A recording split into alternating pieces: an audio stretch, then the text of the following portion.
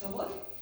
Фотаздымак, які вы бачыце, ён быў абраны невыпадкова. Тут бачны беларускія літаратары.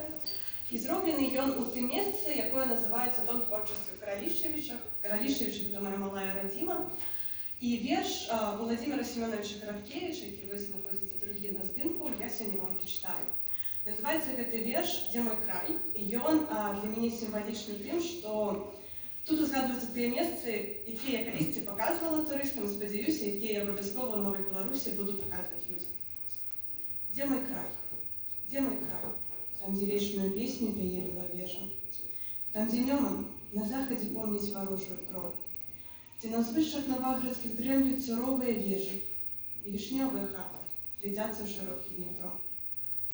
Ты ляжыш там, дзе сіняя Прыпяць ласкава ліецца, дзе Сафія плыве над дзвіною нібы карабель, там, дзе сэрца маё з першым крокам як моладзь б'ецца, калі б нават сляпым і глухім не прыйшоў да цябе.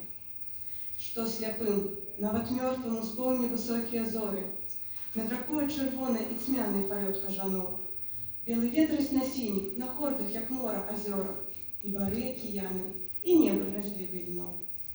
Дзе мой край? Там, дзе людзі ніколі не будуць рабамі, што за полюху носіць ярмо безнадзейнай турме, дзе асілкі хлапцы маладымі зрастаюць дубамі, а мужчыны, як скалы, ударыш і звоніцца меч. Дзе мой край?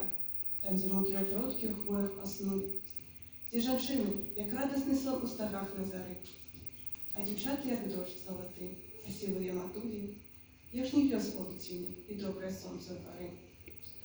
Там смянять неуміручыя песні на поўныя грудзі, там з-пад веку гучыць моя мова, улатны клінок. Тая гордая мова, якую тады не забудзем, калі сонца зямлёю у апошні заглыбіцца змрок. Ты наш край. Ты чырвоная груша над дзедаўскім домам, лістападаўскіх снічых густых фасфарычная радь. Ты наш сцяг, што ніколі, нікому, на свеце нікому не дамо смяяць і паганіць, забыць ці мечам зваяваць.